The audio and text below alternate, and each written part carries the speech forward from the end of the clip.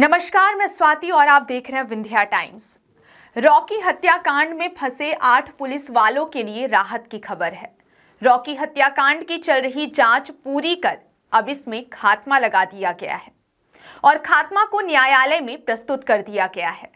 दरअसल 13 फरवरी 2016 को एक महिला ने शिकायत की थी कि कुछ लोग जबरन उसके साथ मारपीट कर घर खाली करवा रहे हैं, जिसके बाद सिटी कोतवाली थाना प्रभारी रहे शैलेंद्र भार्गव अपने दल बल के साथ मौके पर पहुंचे, जहां अतीक उर्फ रॉकी घर से सामान बाहर फेंक रहा था। पुलिस के रोकने पर भी जब वह नहीं माना तो उसके साथ हल्का बल का प्रयोग कर पुलिस थाने ले आई और अपराध दर्ज कर उसे मेडिकल के लिए जिला अस्पताल और बाद में सीने में दर्द की शिकायत होने पर संजय गांधी अस्पताल में भर्ती कराया गया, जहां रात करीब 11 बजे उसकी मौत हो गई थी। परिजनों के दबाव में पुलिस ने 302 का मामला दर्ज कर लिया, लेकिन जांच के दौरान 302 की धारा हटा दी गई। साथ ही 2 पुलिस कर्मियों के नाम भी हटा दिए गए जो घटना के दौरान नहीं थे। सीआईडी ने जांच जारी रखी और शासन से चार्जशीट पेश करने की अनुमति मांगी, जो शासन ने नहीं दिया। शासन ने मारपीट की घटना को जायज माना। वहीं इस घटना में पीएम करने वाले चिकित्सकों ने मौत का कारण हार्ट अटैक बताया, न कि मारपीट। सभी साक्ष्यों के आधार पर जांच पूरी कर सीआईडी ने आज खात्मा सीजेएम कोर्ट में पेश कर दिया है। रॉकी हत्याकांड में आज खात्मा लग गया है। क्या था मामला और किन कारणों की वजह से खात्मा लगा? यह घटना 13 फरवरी 2016 की है। बसंत पंचमी का दिन था। एक महिला है सुल्ताना मंसूरी, जिसके पति के द्वारा उसे तलाक दे दिया गया था। वो अपने छोटे छोटे बच्चों के साथ गुढ़ाई बाज़ार में उन बच्चों के साथ अपने पति के मकान में ही रहती थी और उस सुल्ताना मंसूरी ने एक तलाक का प्रकरण चला रखा था अपने पति के खिलाफ। पति चाहता था कि ये किसी तरह महिला यहाँ से भाग जाए और मकान में कब्जा हो जाए, तो उसने उस मकान को जो है तो 2 महिलाओं को बेचा था, जिसमें अतीक उर्फ रॉकी पिता रफ़ीक रिवानी की पत्नी सूफिया जी के नाम से था और एक रंजना सिंह उनकी पार्टनर थी। तो उन दोनों के नाम से ये ज़मीन मकान की रजिस्ट्री हुई थी।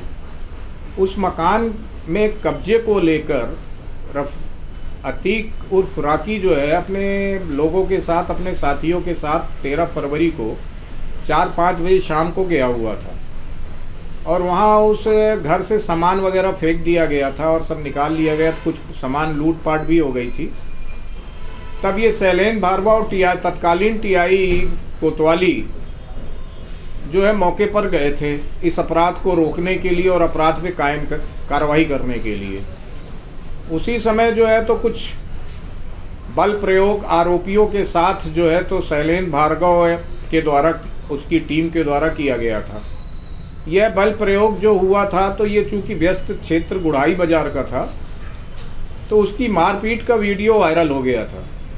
मारपीट का वीडियो वायरल हो जाने के बाद चूँकि अतीक उर्फ रॉकी जो है भूतपूर्व पार्षद था और वर्तमान में उनकी घटना दिनांक उनकी पत्नी पार्षद थी, तो सिटी कोतवाली में जब अतीक उर्फ रॉकी को पकड़ कर ले जाया गया तब काफ़ी संख्या में लोग वहाँ इकट्ठे हो गए।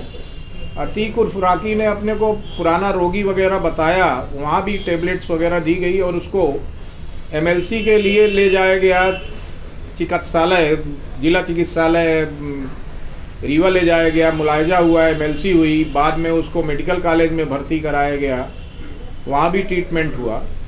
तो ट्रीटमेंट उसको सीने में दर्द का होता रहा और अंततः वो मेडिकल कॉलेज में रात करीब 10-11 बजे रात ख़त्म हो गया। उसके बाद जो है तो अस्पताल में तोड़ फोड़ की घटनाएं वगैरह भी हुई, पत्थरबाजी भी हुई, क्योंकि काफ़ी चर्चित व्यक्ति था, प्रभावशाली था। उसके बाद दूसरे दिन 14 फरवरी को उसका 3 डॉक्टरों की टीम के द्वारा पोस्टमार्टम किया गया। पोस्टमार्टम के बाद जो है तो अतीक अहमद की लाश छोटी दरगाह के पास रखकर समाज के लोगों ने और उनके पिता ने चक्का जाम वगैरह किया हुआ था और कानून व्यवस्था पुलिस पर ये दबाव और प्रभाव डाला गया कि मुकदमा जब तक 302 हत्या का पुलिस अधिकारियों के खिलाफ दर्ज नहीं होगा तब तक शव का कफन दफन नहीं होगा। और इसी आशय की उन्होंने शिकायत भी की, और शिकायत में उन्होंने लिखा कि अतीक अहमद को थाने में ही मार डाला गया था, जबकि FIR के अनुसार ऐसी घटना नहीं थी। CCTV वगैरह प्राप्त किए गए थे मेडिकल कॉलेज में, जिसमें अतीक अहमद पैदल जाते हुए दिखा है, MLC हुई हैं। और जो इलाज हुआ अतीक अहमद का, और वो मारपीट का नहीं हुआ, हार्ट के इलाज का हुआ है। मेडिकल कॉलेज के डॉक्टर्स ने भी एडमिट पीरियड में और MLC में कुशाभाऊ ठाकरे जिला चिकित्सालय के डॉक्टर्स ने मारपीट के बारे में कोई अंततः जुडिशियल इंक्वायरी ऑर्डर हुई 14 तारीख फरवरी को, और 302 का मुकदमा पुलिस अधिकारियों के खिलाफ दर्ज हुआ, जिसमें शैलेंद्र भार्गव, श्याम नारायण सिंह, रामेन शुक्ला, जय सिंह वगैरह के खिलाफ प्रकरण, तने तिवारी वगैरह के खिलाफ प्रकरण दर्ज हुआ 302 का, जिसका क्राइम नंबर 75/16 है। इस क्राइम की विवेचना कुछ दिनों के बाद CID को ट्रांसफ़र हुई और ये इन्वेस्टिगेशन चलता रहा। इधर पैरेलल जुडिशियल इंक्वायरी भी चलती रही। जुडिशियल इंक्वायरी का क्षेत्राधिकार अलग चल रहा था, जो CGM साहब जांच कर रहे थे, और विवेचना CID के द्वारा की जा रही थी। तत्कालीन समय में देवेंद्र सिंह राठौर DSP और DSP श्री KS द्विवेदी, जो वर्तमान में मनगांवा SDOP, इनके द्वारा विवेचना 302 की गई शैलेंद्र भार्गव वगैरह के खिलाफ में। इनके बाद, इनके सेवानिवृत्त होने के बाद और CID से वापस चले जाने के बाद ये विवेचना 2017 में मुझे प्राप्त हुई। मेरे द्वारा की गई विवेचना से यह पाया गया कि प्रकरण जो है उसमें जो साक्ष्य आई, वो प्रकरण में धारा 302 हटाई गई और 323, 294, 506, 34 का अपराध पाया गया। यानी मेरी विवेचना से यह पाया गया कि हत्या का कारण जो है वो मारपीट नहीं है, लेकिन मारपीट मृतक के साथ घटना स्थल पर हुई है, ऐसा मेरे द्वारा विवेचना में सिद्ध किया गया। विवेचना में 323, 294 का आरोप लगा कर, चूंकि शासकीय कर्मचारी और पुलिस अधिकारी थे और वो कर्तव्य पालन पर मौके पर गए थे, एक जघन्य बड़े अपराध को रोकने के लिए गए थे, राकी अतीक के खिलाफ कार्रवाई के लिए गए थे। अतीक उर्फ राकी के खिलाफ जो है तो 15-20 मामले ऑलरेडी पूर्व से ही रजिस्टर्ड थे, वो क्षेत्र में सूचीबद्ध है, कोतवाली, सिटी कोतवाली में सूचीबद्ध है। तो ऐसे व्यक्ति के खिलाफ चूंकि कार्रवाई करने गए थे, पदी कर्तव्यों के निर्वहन में कार्रवाई करने गए थे और उनके द्वारा मारपीट की गई थी, और मारपीट पे मैंने आरोप संस्थित किए थे, और उन आरोपों पर चार्जशीट करने के लिए मेरे द्वारा जो है तो गवर्नमेंट से परमिशन मांगी गई थी, शासन से 197 CRPC के तहत मेरे द्वारा परमिशन मांगी गई थी, जो परमिशन शासन ने देने से इनकार कर दिया।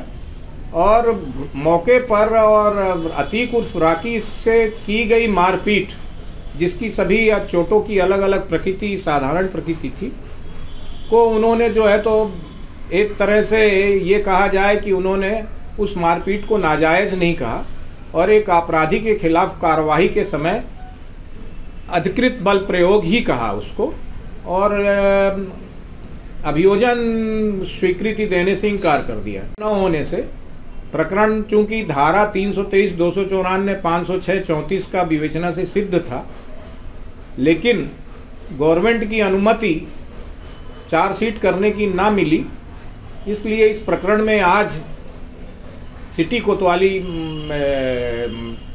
में खात्मा चाक करके उस खात्मा को CGM महोदय रीवा के कोर्ट में प्रस्तुत किया गया है। कोर्ट में खात्मा प्रस्तुत करने जाने के पूर्व प्रकरण का शिकायतकर्ता श्री रफ़ीक रिवानी साहब को इसकी सूचना विधिवत दी गई है। वर्तमान में प्रकरण में खात्मा जो है CGM महोदय रीवा के यहाँ प्रस्तुत किया जा चुका है। अब इस मामले का न्याय वहीं से होगा। भविष्य में खात्मे में जो भी आदेश होंगे उसका पालन किया जाएगा। धन्यवाद। कौन आरोपी थे? इसमें 8 आरोपी थे।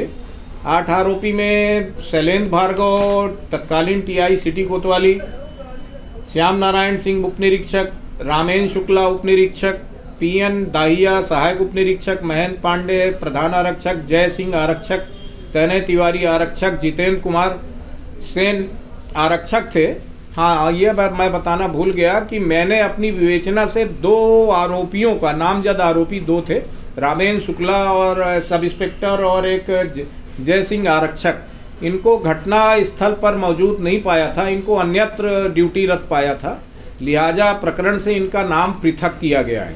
रामेन शुक्ला और जय सिंह का नाम प्रकरण से पृथक किया गया है। शेष के विरुद्ध 323, 294, 506 का आरोप पाया है, लेकिन गवर्नमेंट की परमिशन न मिलने से इन लोगों के विरुद्ध भी खात्मा भेजा गया है न्यायालय में। ठीक, थैंक यू।